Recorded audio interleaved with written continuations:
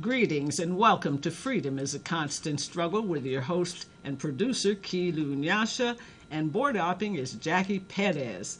I'm very happy to bring two very special guests to you today, Cephus Johnson, also known as Uncle Bobby, and Pierre Labossiere. But before I properly introduce them, I want to commemorate the upcoming birthday of the late and great freedom fighter George Lester Jackson, who was born on September 23rd, 1941. He would be 75 years old. He authored Soledad Brother, The Prison Letters of George Jackson, and Blood in My Eye, published posthumously. I'm going to share with you some of his pertinent quotes. If there were any differences between us in the black colony and the peoples of other colonies across the country, around the world, we should be willing to forget them in the desperate need for coordination against American fascism. The theory that all whites are the immediate enemy and all blacks are brothers, making them loyal, is silly and indicative of a lazy mind, to be generous, since it could be a fascist plot. It doesn't explain the black pig. There were 6 on the Hampton Clark kill.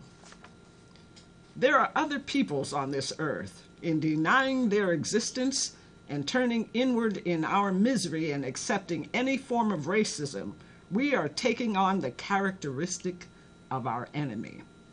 We are resigning ourselves to defeat. We must have coordinating elements connecting us and our moves to the moves of the other colonies, the African colonies, those in Asia and Latin America, in Appalachia, and in the southwestern bean fields. And I would add Haiti and Puerto Rico. Continuing with George, our overall task is to separate the people from the hated state. They must be made to realize that the interests of the state and the ruling class are one and the same. They must be taught to realize that the present political regime exists only to balance the productive forces within the society in favor of the ruling class. It is at the ruling class and the governing elites, including those of labor, that we must aim our bolts, unquote. And that was from Blood in My Eye. So as that will tell you why George Jackson's name can't be mentioned or written, or his books gotten in prison. Brothers who even have his name or anything by him get thrown in the hole. So much for free speech in this country. But without further ado, I want to introduce our guests. My dear friend Pierre Labossiere, co-founder of the Haiti Action Committee, and originally from Haiti. Pierre has lived in the U.S. since 1971, where he's been a dedicated activist in the struggle to liberate Haiti. He is a supporter of Famille Lavalas, the organizing party of Haiti's majority, led by former President Jean-Bertrand Aristide. We will be discussing the annulment of last year's fraudulent election, the current re-election campaign, and the candidacy of Dr. Maurice Narcisse, running with the active support of Aristide. And with us almost spontaneously is Cephus Johnson, who is also known as Uncle Bobby. He's the uncle of the 22-year-old Oscar Grant, who was murdered by the Bay Area Transit Police, BART, in Oakland, California, January 1st, 2009. Uncle Bobby and his wife Beatrice have organized an organization called the Love Not Blood campaign. And they believe that Black Lives Matter everywhere, and police accountability is a human right. Welcome, Cephus, and welcome, Pierre. Thank so you, good Kilo. to have you Thank both you, here. Kilo. Yes. So I'm going to start right off with you, Cephus. Will you talk about the organization, maybe say a little bit about your nephew, and go for it. Well, what I'll do is I'll share what our mission statement basically is. The Love Not Blood campaign works with families that have suffered the traumatic experience of homicide, whether by the police or community. Right? The LBC, or Love Not Blood campaign, creates a family crisis team to build a broad-based network of healthy homicide family support. Our support groups for the parents, children, families, friends, and community members affected by the traumatic experience of homicide brings about an atmosphere of social justice through the United States and internationally. And basically, our vision is a world where no one has the right to take the life of another and be protected, insulated from the consequences of doing so by a system of structured racism, ossification, and propaganda. And basically what had happened was when my nephew Oscar Grant was murdered on January 1st, 2009 at the Fruitvale BART station in Oakland, California, as we know, a movement started known as the Oscar Grant movement. And from that movement, in going through trial with the community support of embracing us, standing with us, crying with us, going back and forth to court with us, but yet, most importantly, utilizing their First Amendment right to speak to the very injustice of what they witnessed happen to Oscar Grant, we, as a family in the community of Oakland, for the first time in California state history, an officer was arrested, charged, convicted, and sent to jail. Well, that embrace with the community of standing with us, crying with us, going back and forth, I felt that that was so important that I began to give that to other families. And so we started connecting the dots. And so wherever a family was murdered at in this country, my wife and myself would find a way to be able to get on that plane, go to that state, meet that family, embrace that family, stand with that family, cry with that family, pray with that family, and even support them when they start their journey and go into court, because it was so powerful for us that I felt that I had to do this for as many families that I possibly could. And so that's how we began to this motion of connecting the dots and what we see today called the motherhood movement, the mothers of the movement that Hillary Clinton tagged his name to, was really created by us, the Love Not Blood campaign, my wife and myself, by embracing these mothers and then connecting these mothers together, because we knew that once we had these mothers understood that it wasn't an isolated situation and that they were not alone, that they can better stand and then have someone to share that pain with, right, so that they can get through that struggle. And that's how the Love Not Blood campaign specifically really took off. All right. Yes. Yeah. So before that, though, there was a foundation, an Oscar Grant Foundation, right. You mentioned earlier. I should have included that. So, of course, when Oscar was murdered, I felt that we had to put something in place to always, for us to never forget about Oscar Grant. So I started the Oscar Grant Foundation in August 10th of 2010. And it was for 5 years specifically. Well, initially I said that whenever my sister get her voice, or Tatiana got her voice, that's Oscar's daughter, that I would actually transfer the foundation into either one or to both, so that they can move the foundation in the direction that they felt that Oscar wanted to go. And of course, in 5 years, on July the 12th or the 8th, I forget exactly, it was July the 5th, I believe it was, I gave the Oscar Grant Foundation to my sister. I gifted it to her so she could begin to really utilize her voice and what she felt Oscar gave her to take the foundation to. And from that point, I started then the Love Not Blood campaign. That's how we came into existence, to continue the work that we were doing in the Oscar Grant Foundation, but also to move into community violence as well as mass incarceration. I see. Yeah, because there certainly is ubiquitous violence in our communities. In fact, there was another 13-year-old killed just yesterday in Columbus, Ohio. Correct. Shot by the police because he had a BB gun in his possession. Allegedly had a BB gun. Allegedly. Yes. So, here we go again. Right. And it's just been happening. You can't keep up anymore. It's very difficult to keep up with all the murders across the country. And we actually are going to Darren Seals' funeral. Darren Seals, known as King D in Ferguson, is the sixth young man since Michael Brown to have been assassinated in Ferguson, shot in the head. then the vehicle burned so that no one can actually have the evidence to do an investigation to find out who committed the murder. He's the sixth person. Very outstanding young man. Him and I have done many interviews together. He was an activist. He was an activist, one of the forefront activists in the Michael Ferguson. Brown. Right, exactly. And so we knew him well. We had just seen him on August the 9th in Ferguson, just past August.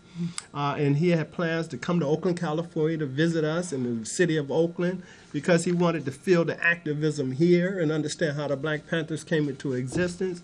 But I mean, very poignant about police terrorism and the fact that this issue has to stop, and really motivated young people to go into the streets to speak to this issue.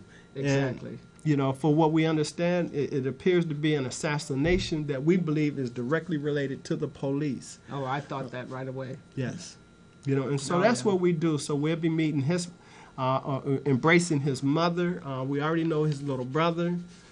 Sadly, you know, he was a friend of ours, you know, and so this is going to be a little different trial for us because now we are visiting a personal relationship, a person that was a friend of us in this movement that has now been killed. And it's always hard. Yeah, really hard. Yeah. Well, Cephus, I have such admiration for you and your wife Beatrice for carrying on and continuing the struggle. It's quite admirable, and I hope more people will follow your example. You know, because you're a perfect example of turning grief into strength. Yes. And movement, forward movement, and I love that. We have a motto at the Love Not Complain that basically goes like this: it's always, always, always about the children. So we keep that in front of us because I know that if I fail in my responsibility to try to not make this place a better place for our children, then I failed in my responsibility as being a man, a black man in this world, especially in this system. Mm-hmm. So I feel obligated that I must be a vehicle of change. Absolutely. So that these children can have a right to life. Yes, and then, oh boy, we don't have any time to lose to save our children. Exactly. I just heard a report today on KPOO, Prison Focus. 1 out of 5 children are going to school homeless. Wow. In this city, the richest city in the country. How outrageous. 1 out of 5 here in San Francisco? 5.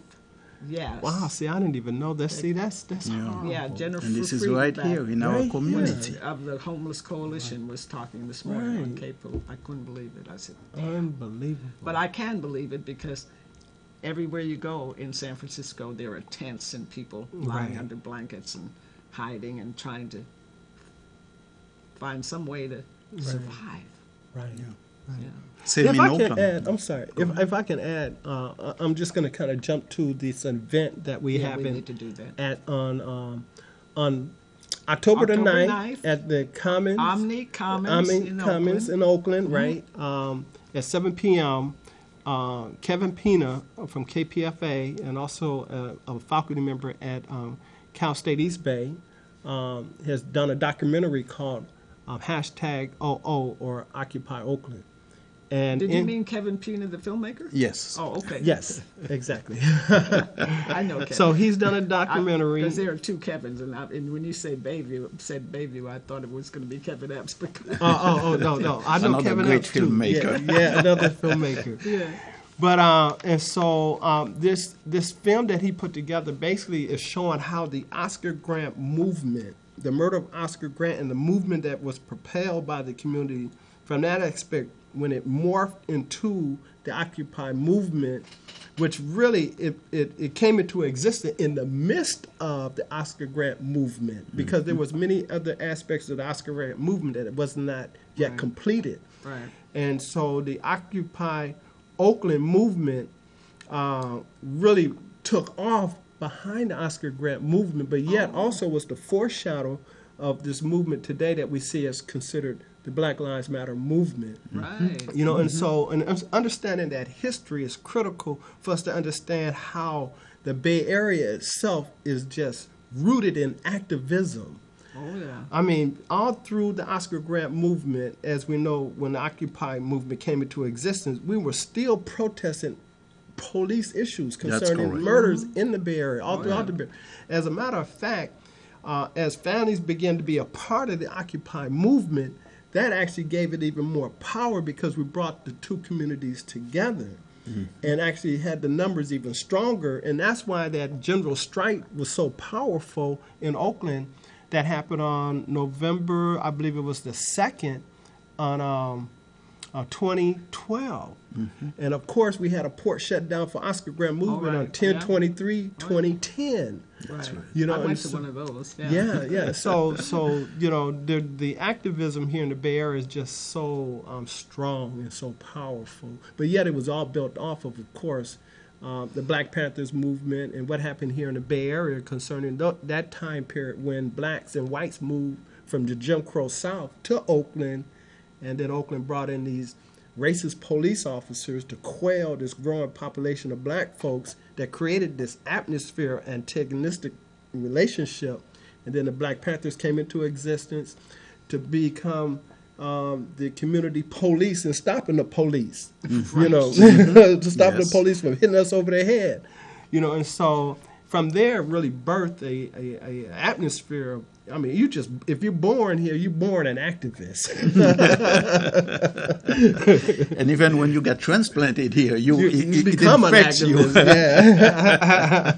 Yeah. Or you find a home here. You know? Okay, so let's make sure people know where to go on October 9th to Omni Commons in Oakland at 7 p.m. and it's at 4799 Shattuck Avenue. And for more information, they can go to your website. That's correct. We'll be posting more information on the website. And what's that? Okay, go to www.lovenotbloodcampaign.org. Love Not Blood Campaign. I love it. Thank you. Perfect. Yeah. Perfect.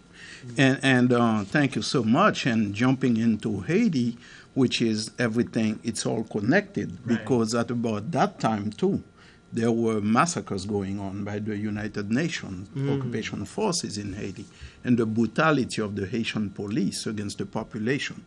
And many of our people, we are talking 2009, 2008, the Haiti Action Committee before that, the Bay Area has been so supportive.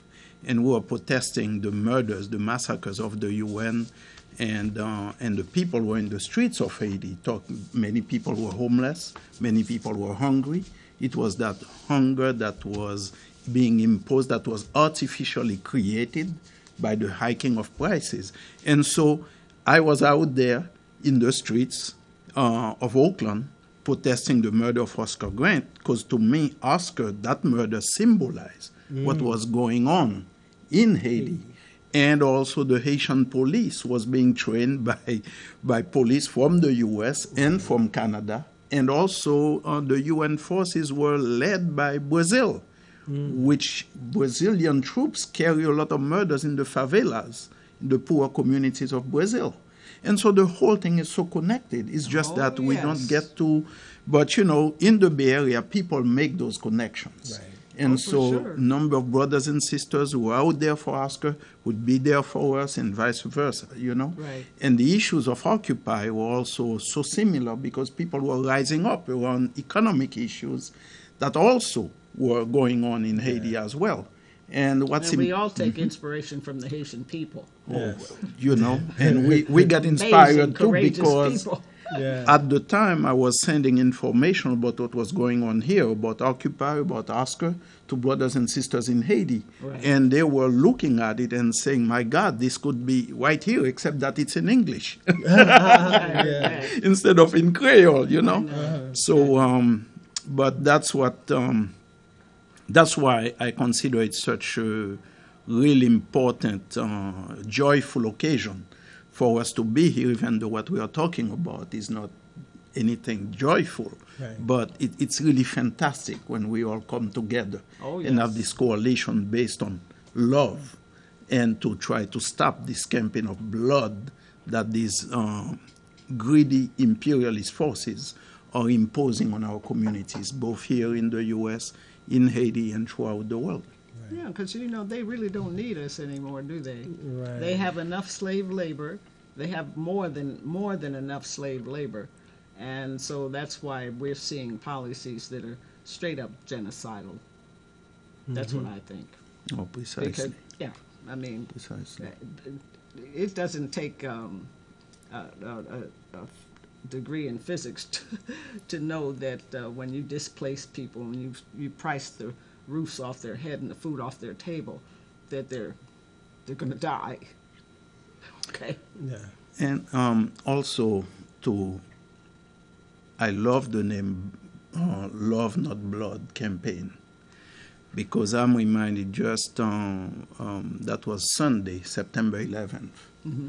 September 11th, 1988 in Haiti. There was Father Aristide, at that time a parish priest, who was doing the work similar to the Panther Party, ministering to the poor, talking about the conditions and how we can come together in love to change the conditions that are keeping us hungry and our children not having access to schooling and to health care.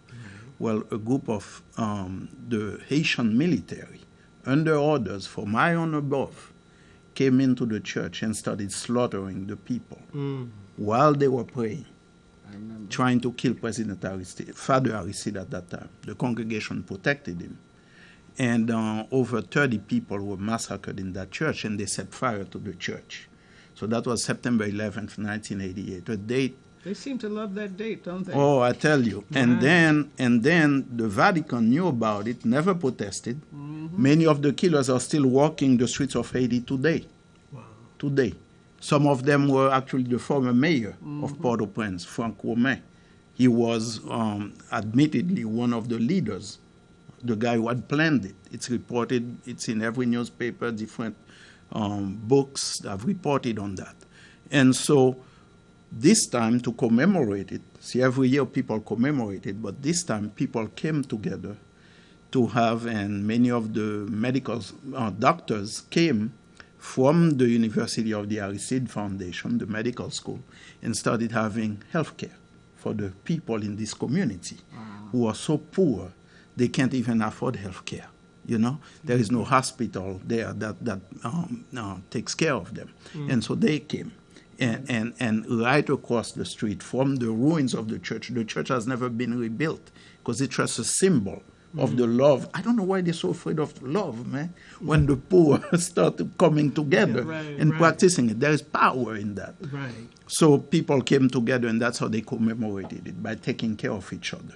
Right. And it was free health care, medication being presented to people and all of that. So well, this there were is several attempts on Aristide's life, big and time. that's one of the reasons I have so much respect and admiration for him, because he's so courageous. Oh yeah. And of course, that's the reason the people love him so much too. Indeed. And talk about last year's election and the fraudulent election, Pierre, please, and how and about the people's victory that got it annulled. Oh yes. As you know, Kilo, and as the audience and Brother Cephus, people know that Haiti is always presented as the poorest country in the Western Hemisphere. And so, but Haiti is not poor. There is a lot of wealth, a lot of money there. There is oil, gold, silver, marble, plenty of marble, uranium, iridium. But the Haitian people never knew, or at least some did know, but we never knew mostly how much wealth, how much wealth that there was. And so there is enough money to be taken for the people to not have hunger or lack of health care, lack of schooling, or any of that. Right. But what happened is, the thing that they do is they keep you outside.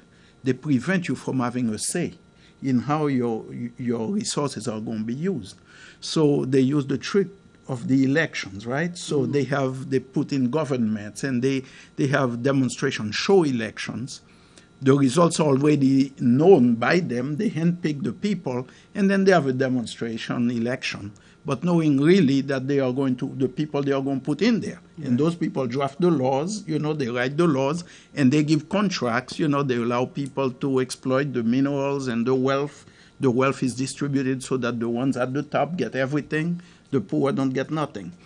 So people have been fighting against that for the longest. Mm-hmm. And so each time that they go out there and vote and try to upstage the system, then there is massive repression, the use of the police or the military. And so people won significant victories at the polls, and twice they were reversed by direct intervention by the Haitian military, but under orders and with the support of the U.S.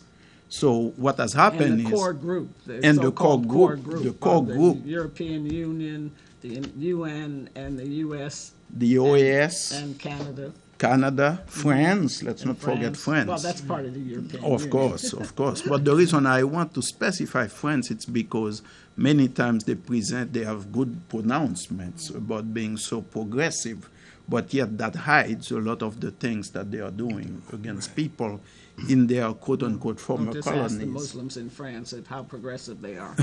Precisely. Hello. So what happened last year, there was another election, and people, that was on October 25th, and people turned out in droves to vote. But the vote was suppressed. Many of the people were not even allowed. See, you would go in there and see your name outside, but when you went inside to vote, your name was nowhere on the walls. So then people kept going from one place to another. They would say, oh, try this other place. And of course, a lot of problems. People couldn't get to the place. And some of them, I was in touch with a number of brothers and sisters. When they got to the other place, they couldn't find their name. So other places, there were people with guns who actually shot up the place. Right. This Zone talked about that. Yep, destroyed everything.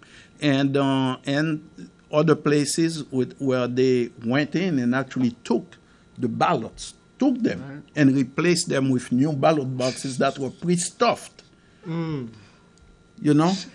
what has happened is... Blatant fraud. And some of them were involved in the fraud, actually went on the radio and talked about it and implicated the UN experts who were supposed to bring us democracy.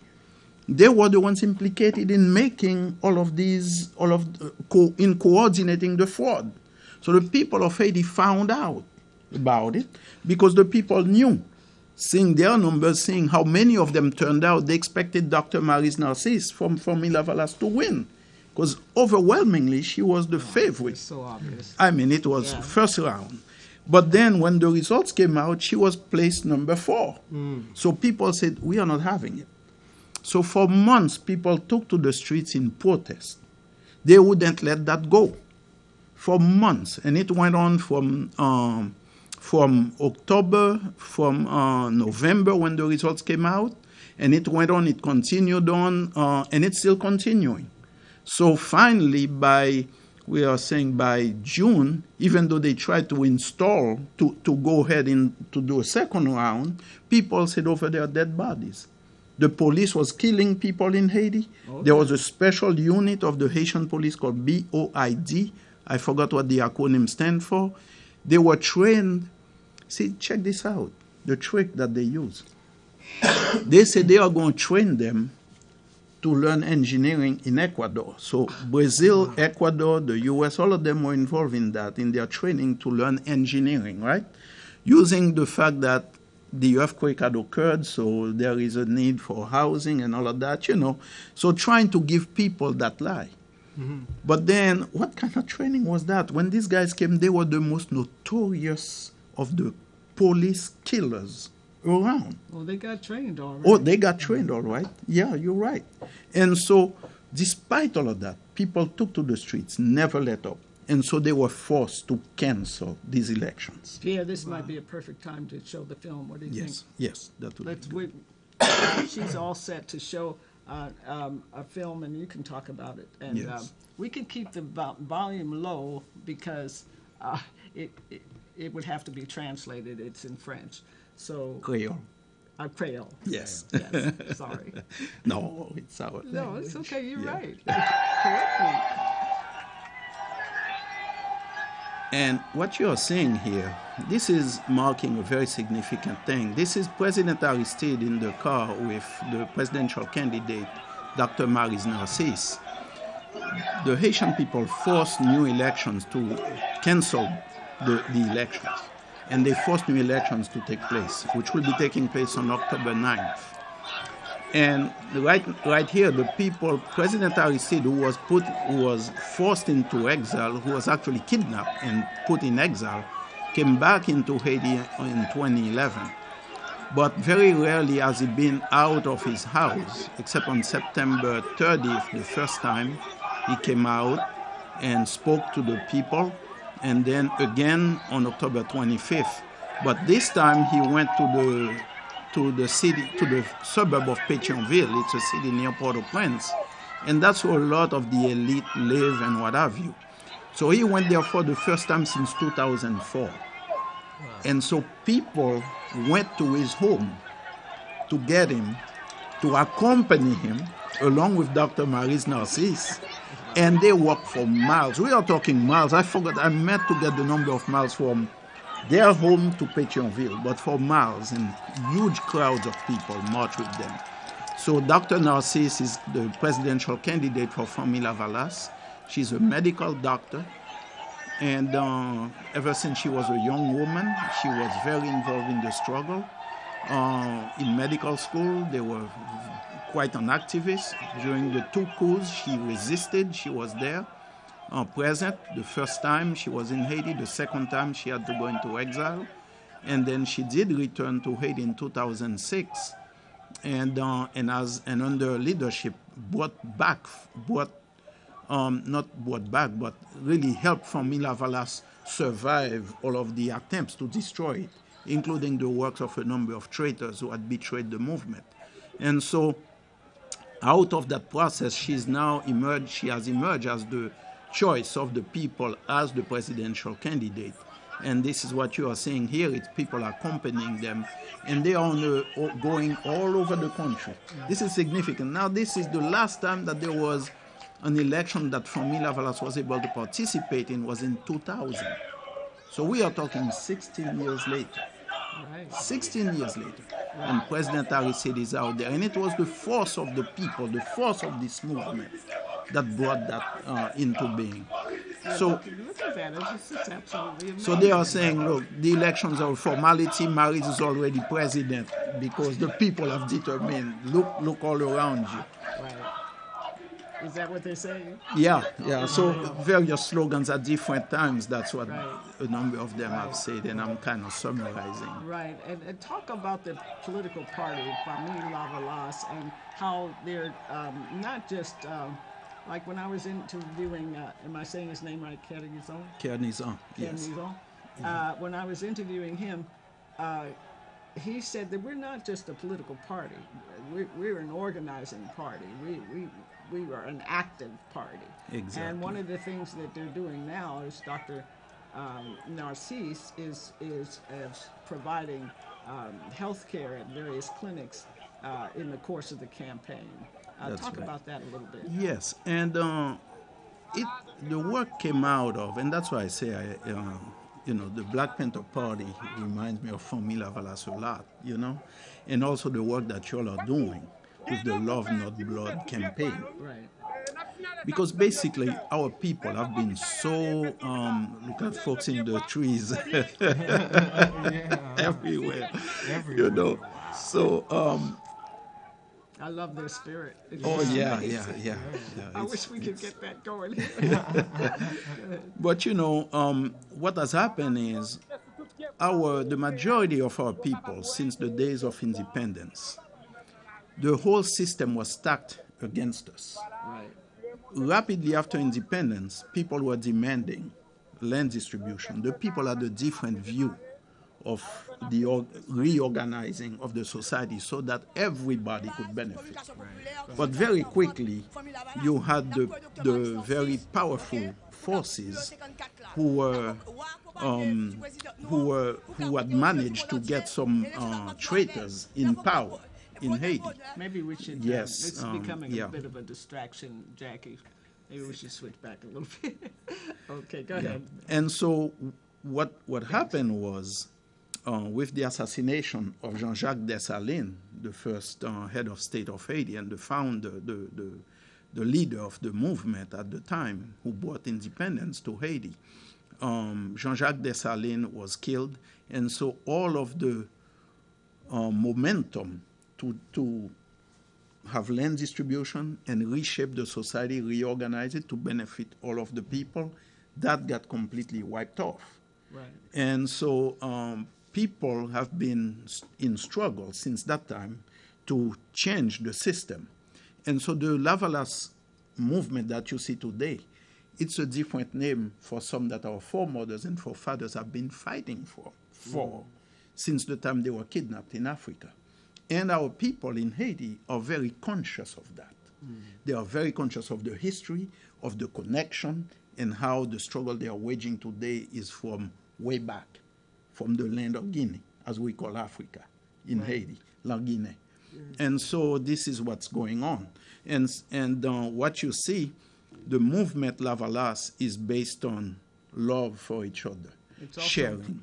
literally translated, it's like a cleansing flood. It's a cleansing flood. There is a song of the movement that says, each one of us is a drop of water, but all together we form a cleansing flood. We are Lavalas. And so that's what you are saying here. And the Lavalas movement does a lot of work in terms of social aspects, like dealing with people's needs, healthcare, schooling, providing support for our peasants, for our farmers, so that they can grow healthy, good food, wholesome food for the population. It's based on the philosophy of tout moun c'est moun. Each person is somebody. Each person is valuable and is important. And so in that respect, it's a movement that's from the bottom. There is no directive from above because the way things are, it's from the bottom. And there is a lot, I've sat at meetings and the discussions. It's phenomenal. And then they come together. And so that's what, and that's why they call it. And what you are referring to is the campaign of service. So Lavalas was providing that health care. They had a health clinic at the Aristide Foundation, and where people would come. But now with a recent outbreak of cholera brought by the United Nations troops, this season particularly, it flared up again, and people were not getting the help, even though tons of money is going to the UN troops. You have all kinds of NGOs running on in Haiti, living in luxury. Per capita, the largest number of NGOs in the world, per capita And in Haiti. Yep.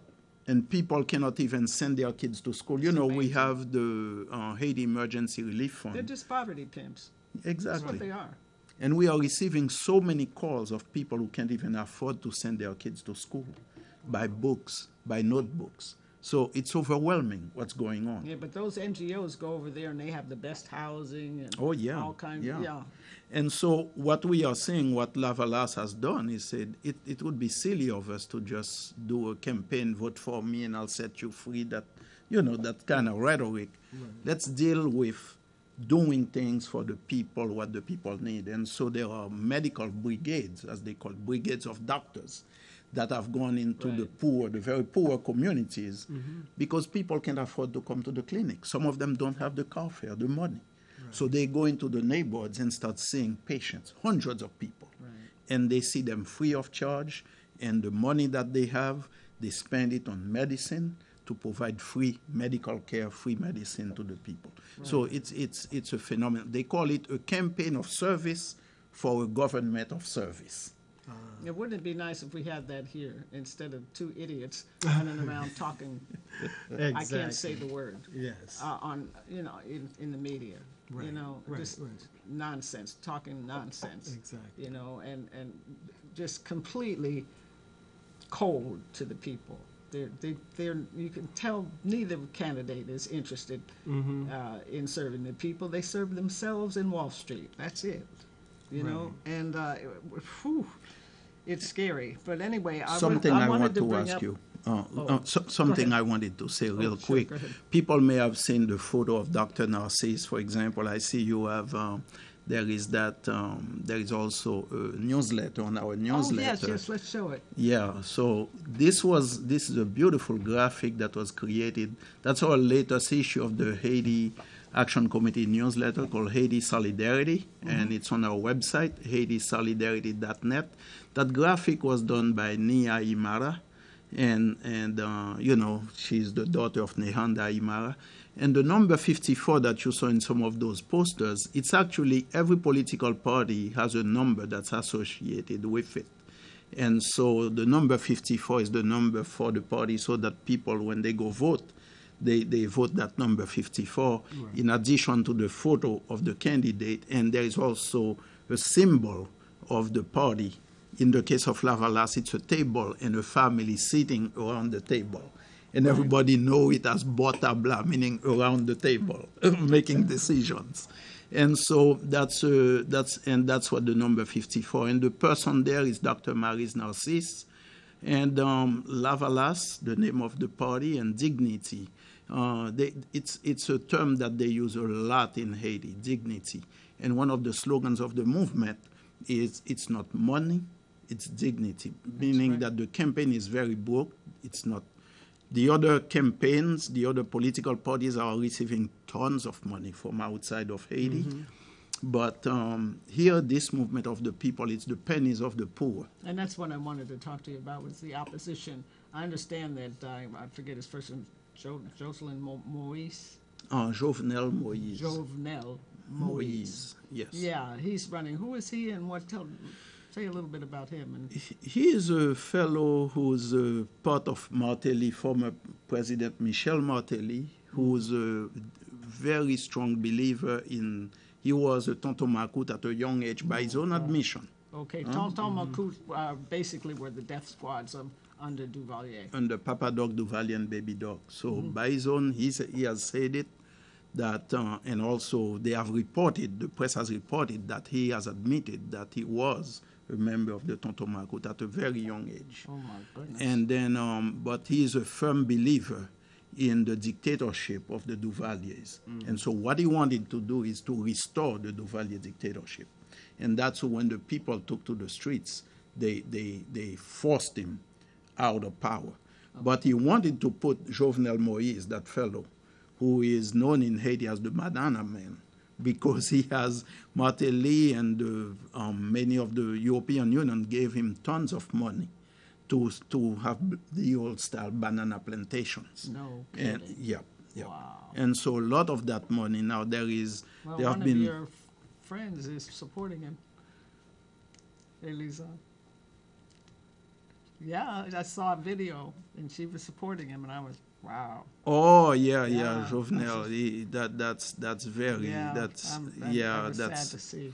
But you know, he is a man who, right now there is an agency of the Haitian government that investigates fraud, and they have put out a report saying that the man has 14 different bank accounts.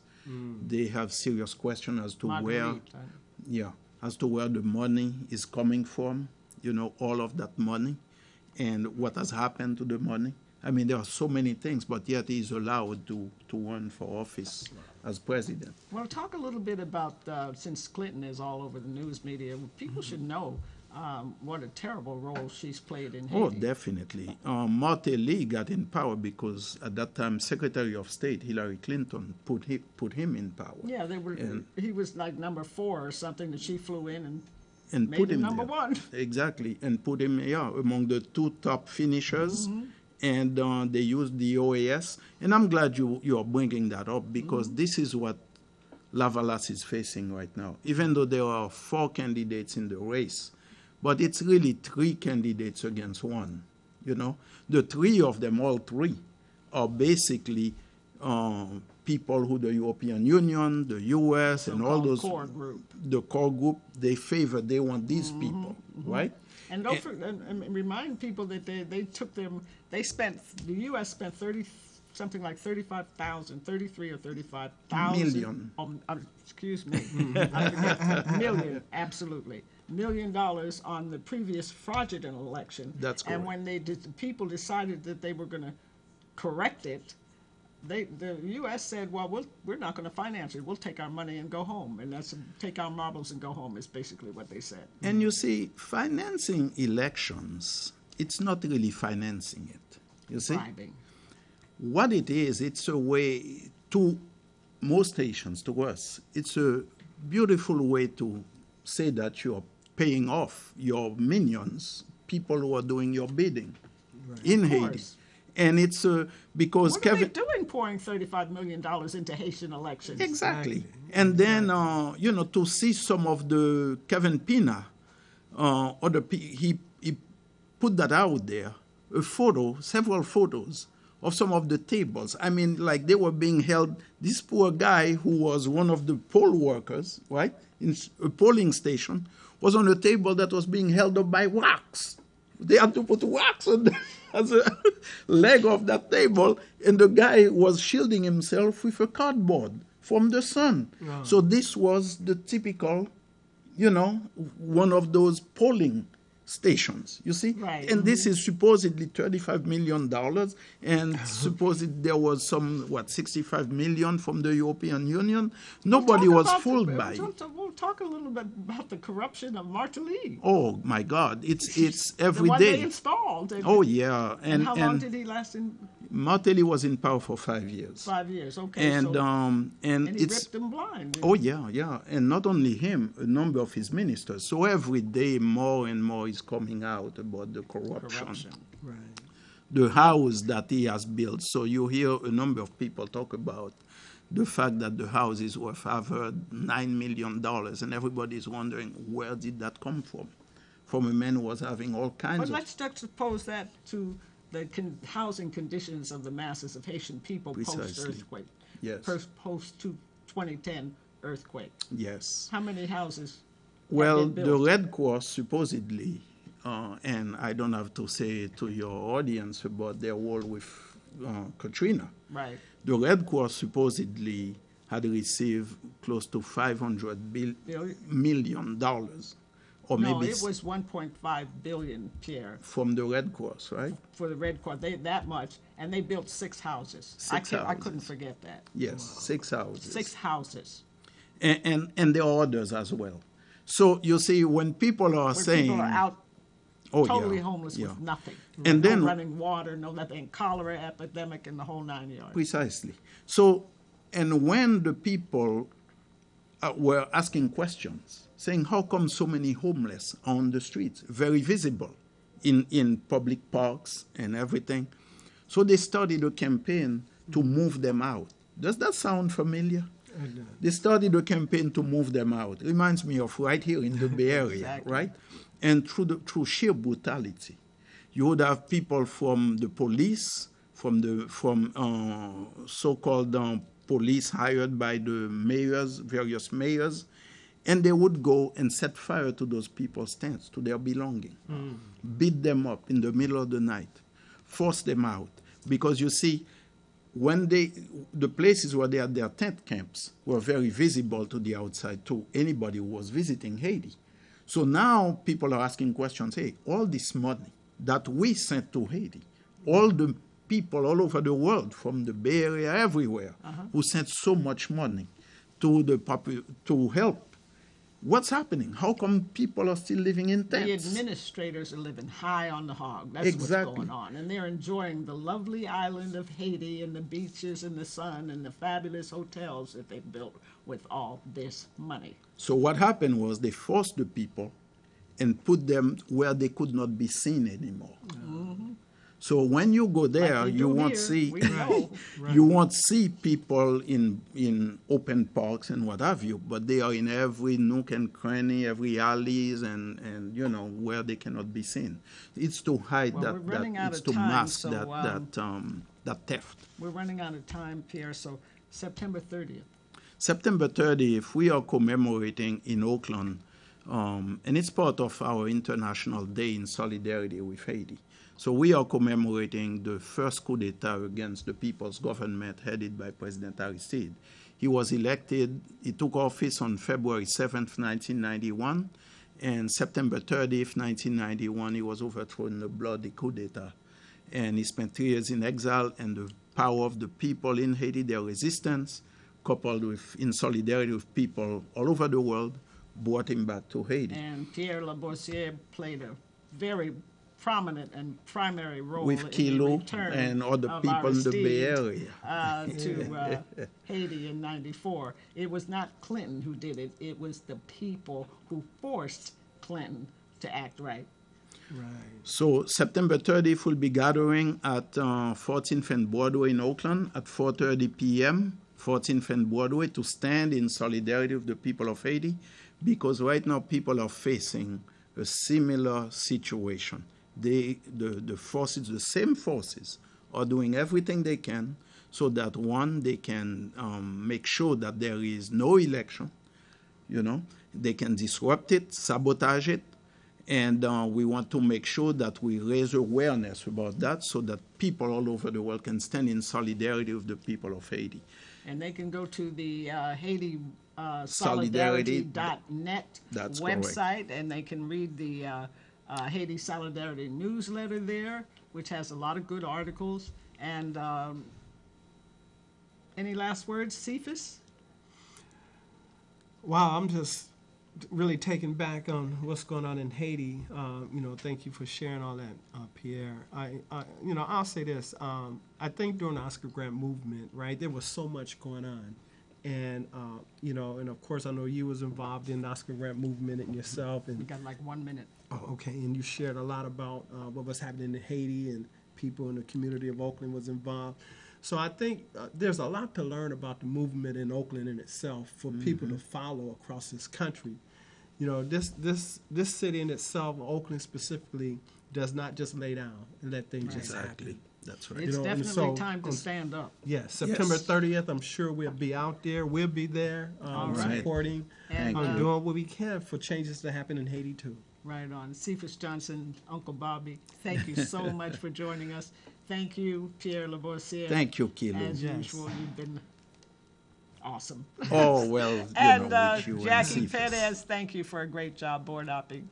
And a shout out to Beatrice. Beatrice. Sister Beatrice, yes, the rock. Known as Auntie B. Right here with us. And happy birthday, Kai. Yes. Pierre's grandbaby is going to be 2. Yes.